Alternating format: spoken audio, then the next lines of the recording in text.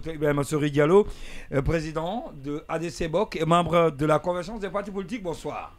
Bonsoir. Très rapidement, la première question. Vous récusez le Premier ministre, pas la personne de Bahouri, mais vous récusez la manière dont il a été nommé. Ouais. Oui, on peut revenir sur les grandes raisons.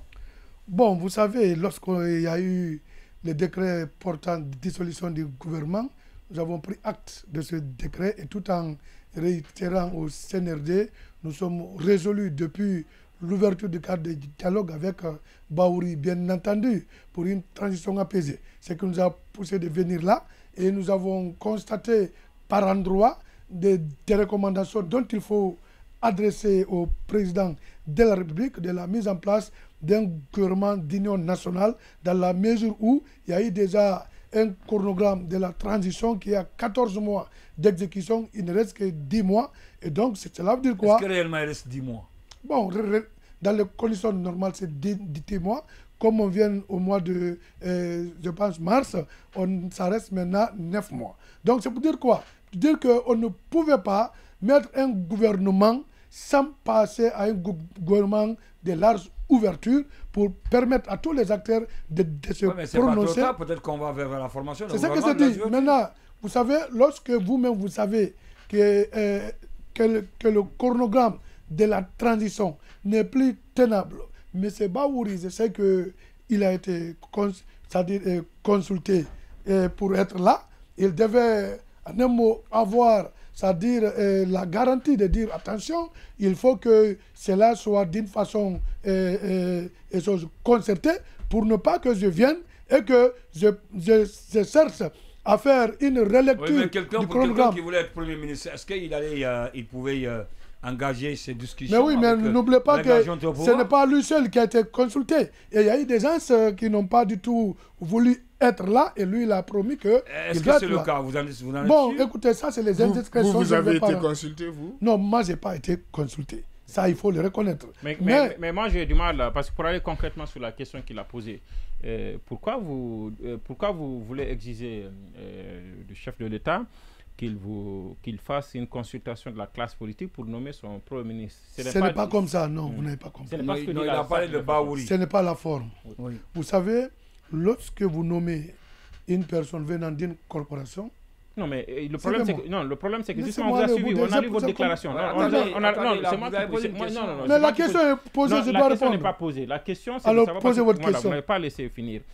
Le président, ce n'est pas comme on a envoyé des gens au CNT, on a dit aux entités de désigner. Là, Bahouri ne représente pas la classe politique au gouvernement à la primature. Le président l'a choisi parmi tant d'autres Guinéens pour être son Premier ministre et non le représentant de la classe politique. Pourquoi vous voudriez que le président vous consulte ou que Bahouri, en partant, demande d'abord... C'est la question que vous avez posée tout de suite. Vous êtes en train seulement de développer. Oui. C'est la question. Mais écoutez, donc je pense que vous avez terminé. Allez-y, monsieur. Merci.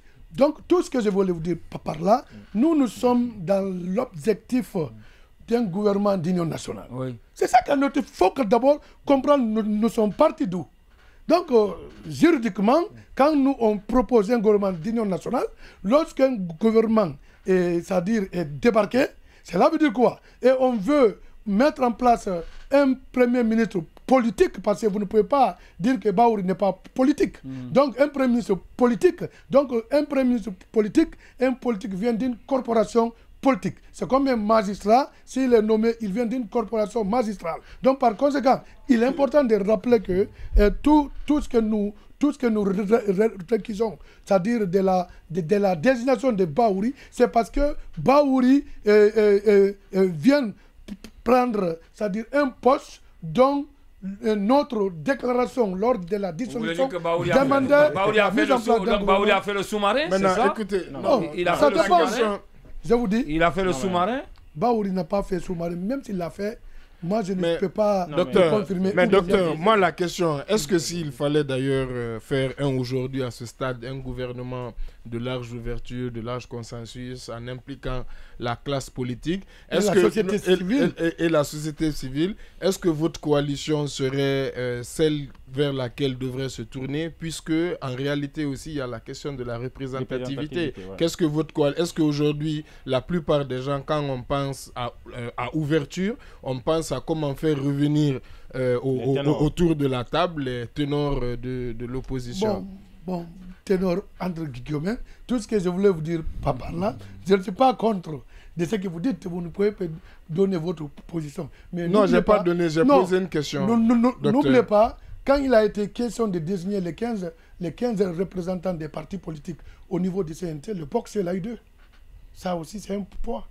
Donc, il y a eu l'IEF déjà avec tout ce qui représente, c'est un, ils ont eu. Donc, il y a eu certains critères qui ont été prévalus à ça. C'est pour dire que c'est le passage. Si on demandait un gouvernement de large ouverture, nous... Certains disent que c'est là-bas, d'ailleurs, les problèmes ont commencé. Oui, mais avec je vous dis, répartition, justement, qui n'était pas très effectivement, c'est par coalition que ça a été fait. Les coalitions sont venues, je crois bien que vous avez vu comment ça a été fait. Et aujourd'hui, il y a plus de 181 partis politiques en Guinée, si 15 places est partagée et que notre coalition a sa place, donc c'est bien fondé qu'on pouvait être aussi consulté. Est-ce que concrètement vous voulez dire que puisque Bahouri est nommé à ce poste-là, parce que moi c'est comme ça que j'ai vu la chose, vous allez me corriger si j'ai l'opportunité de vous avoir en face. Pour moi, vous avez fait cette déclaration, sachant que le président n'a aucunement besoin de vous consulter pour nommer son Premier ministre, et que Bahouri aussi, qui est consulté en tant que Guinéen, pas en tant que représentant de la classe politique, il n'avait aucunement à vous consulter. Est-ce que vous faites déclaration pour mettre la pression sur le président pour dire alors, puisque vous avez choisi votre Premier ministre, au niveau de la composition du gouvernement, nous sommes là si vous avez besoin de nous? Suivez-moi, messieurs. Je pense que notre déclaration, vous n'avez pas bien lu. Nous avons donné notre position dans la mesure où... Est-ce que vous voulez des postes au gouvernement? Suivez-moi, monsieur, si vous avez posé votre question, laissez-moi quand même souffrir de m'écouter. Sinon, pendant que vous posez vos questions, je vais aussi parler pour ne pas que votre question soit entendue.